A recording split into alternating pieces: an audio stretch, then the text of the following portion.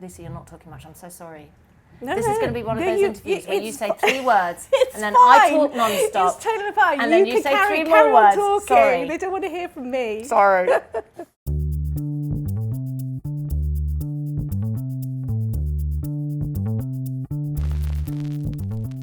Hi, my name's Lucy Dunn and I'm from the pool and I'm here today with Davina McCall. Lucy! Hello. Hi. Hi. And we're about to talk about getting fit when you're 40 and over. Yeah. I'm just dying to know about you and Yeah. your fitness routine and Yeah. how you stay in the peak condition that you are. Yeah. How do you do it? It's basically getting yourself into a routine. I think if you're talking about women starting to get fit, and I get asked this a lot, I get told a lot from women in their 40s, well, it's too late. There's no way I can get fit now. I'm 40, whatever. And it's never too late. I am forever meeting the most inspiring people who started their fitness journey, and often from being told by a doctor that they were obese or something like that, and it frightened them, and it kick-started a journey, which then has led to extraordinary fitness, like taking part in fell running or, crazy things where you think, I never thought at 49, just about to turn 50, that I would do a half marathon. I never thought in my mid-20s when I was clubbing and going absolutely bonkers that I would be probably, somebody called me the other day in the street, you're that fitness lady. More than TV, like for some people, I'm that fitness lady. I thought, God, that's weird. That I just never thought I'd be that person, but it makes me feel so good. And it's got to be like start small, set tiny little goals, set quite a lot of them, like one goal a month, but achievable goals. They don't have to be kind of, I'm going to go or do a half marathon. Yeah. It's got to be like, I'm going to walk that hill, but by the end of the month, I'm going to run up it. Yeah. That kind of goal. Yeah. Something that you can do. So little and often. things. Yeah. But it's that, and I sound like a broken record, but it's the way it makes you feel on the inside that's the amazing thing. It's the way that you walk and you carry yourself, and it's the way that you feel. It's a bit like, I've always said, when I dress sassy, I deliver sassy. And I feel like that about my underwear. Like, I like wearing matching underwear. And I don't do it for anybody. I'm single. I'm not doing it for anybody. You do it for you. I'm doing it because when I wear my nice matching underwear and I go out, and even if I'm just in a casual whatever, I kind of think, I'm matching underwear. And I know, and I feel like I'm delivering sass. Yeah. And I feel like that about exercise. When my body feels good, I deliver good. Yeah. And it's a confidence thing. Do you think you have to be good at anything? Do No. you have to be? Listen, I was the girl who was generally the last to get picked in the teams. I was the girl that had to do the long distance running. I don't know why they made me do that, but I was terrible. I mean, I was literally dragging my feet around. I was quite good at swimming. I could swim, but I wasn't really kind of great at anything. I just loved dancing, so I stayed fit all the way through my teens and my 20s by going out clubbing at least 4 nights a week and pogoing and bump and grinding for 6 hours a night. And that kept me fit for ages. But when I stopped doing that, God, it just went like so fast. Yeah. And I thought, crikey, I'm going to have to do something. But I was one of those people that just stood on the stepper in the gym with a magazine. Yeah.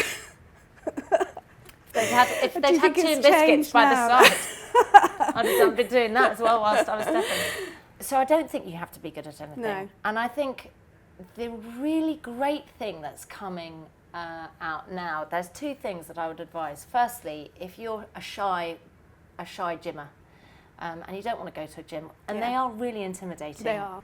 Work out at home. Don't try and make up your own workout. You are never going to motivate yourself. And I'm not trying to sell my DVDs.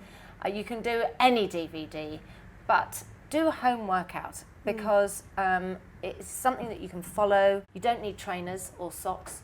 I do it often in pants and bra, while all the kids are asleep before everybody gets up in the morning to go to school. I do a quick 10 minutes, whatever you can squish in.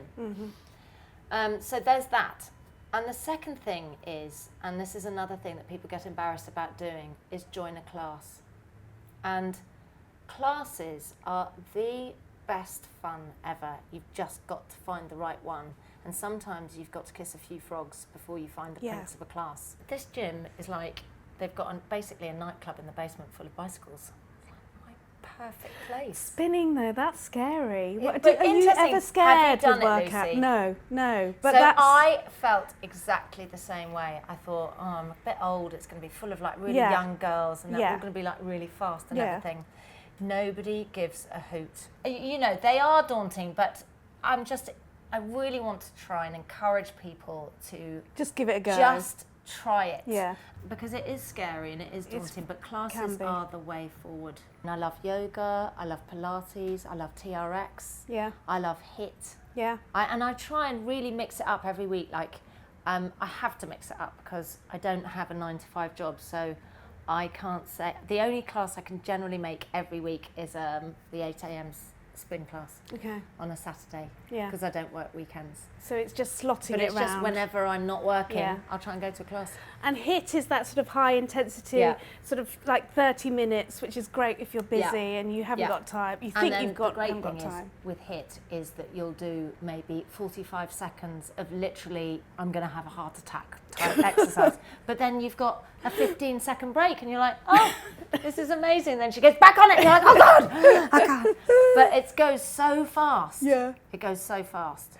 I've got some questions here from some of the team. Oh, yes. How do you get a six-pack?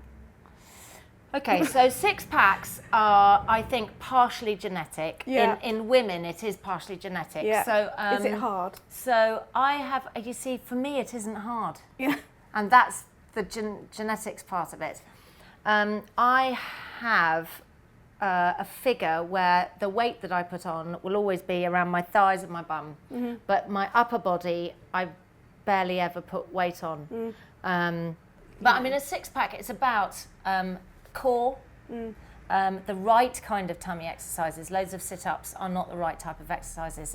It's got to be a combination of lower abdomen exercises, so that's tilting, pelvic tilts, and then transverse abdominals. So these ones here that kind of cross over, and you want to do obliques as well. It's like a bit of everything. Everything. But bar work or something like that, bar work, Pilates, that's amazing for abs and six-packs. And coming back to the benefits of exercise, because it's not just about six-packs, is it? No, oh my God, it's much more than that. It's a lot more than that. So tell me how it benefits you and how it benefits women in general. There's a power behind collective exercise that is, I don't know if you've ever been to any of these massive group workouts. This year, this summer, because I take like the whole summer holidays off. So this summer I am going to check out a friend of mine, Faye Edwards, who's amazing on Instagram. She's so brilliant. And she does dance classes. And she showed me this drum and bass, like literally drum and bass workout class with like 300 people in it. Wow. It was the best thing I'd ever seen. I was like, wow. Oh my God. So that collective energy, it's like, you get this thing afterwards, this euphoria where you think, oh, I could do anything. I could take on the world. That kind of collective energy. I did a workout at Wellfest. This year in Dublin. Yeah. Another like open air. Yeah. It was like Glastonbury for workouts. Amazing. It was fantastic. So I'm really into that kind of collective energy of everybody coming together and that kind of hit that you get from it. But at the same time, you know, when I've had dark moments, exercise is the thing that will take me out of it. And you just coming back to Race for Life, because you did that this weekend. Yes. And just tell me a bit about that. Have you ever done it? I have, yes. It is. I mean, it's amazing. It is unbelievable. I had never done it before. Yeah. And I was running for my sister Caroline, who died of cancer 6 years ago. And she was definitely with me, and I found that very profoundly moving. I thought about her the whole way round. But also what was really moving was seeing everybody else and who they were running for, and the messages, and the little kids. I mean, there was an 8-year-old running. She ran the whole 5K in that heat. Yes, it was so hot, and you could see that those memories of their loved ones were keeping them going. I met an amazing girl at the finish line. She said, "Can I have a selfie?" I said, "Yeah." And I said, "You've lost your hair. Have you had cancer?" She said, "Yes." And I've just found out 3 weeks ago that I got the all clear. Oh, amazing. I was like, oh, it's so fantastic. So there are really sad stories, but there are really positive stories too. Yeah. And I was there with a woman that we'd met called Mandy from the competition that we did in Ryvita, and her daughter had nominated her to do the Race for Life, and she was terrified. She'd had cancer. This chemo had absolutely battered her. She was fueled by fear.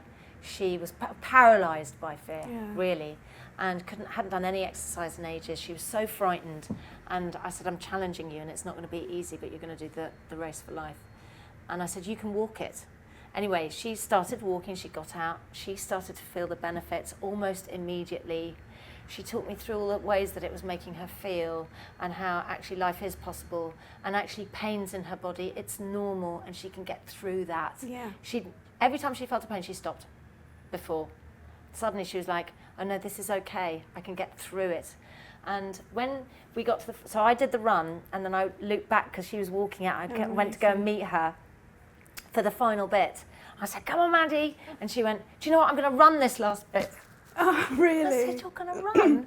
Amazing." So we went round the corner. It was like chariots of fire. We ran down to the finish line. We got over. It was very emotional. And I said, "How do you feel?" And she looked at me and she said, "Worthwhile." Oh, amazing. Oh, amazing. Isn't that lovely? Yeah. And she said, "I felt invisible." Oh. And I just felt like she was imploding. And now she feels worthwhile. That's amazing. I thought, that's in 3 months. And that's what exercise does. It's like, it's an inside job. It's not just about the outside. Yeah, exercise isn't just about the outside. It's more 360 than that. Brilliant. Well, thank you so much. It's a pleasure. Davina. Thank you for having me. I love the pool, by the way. Oh, thank you. It's like literally my favourite thing.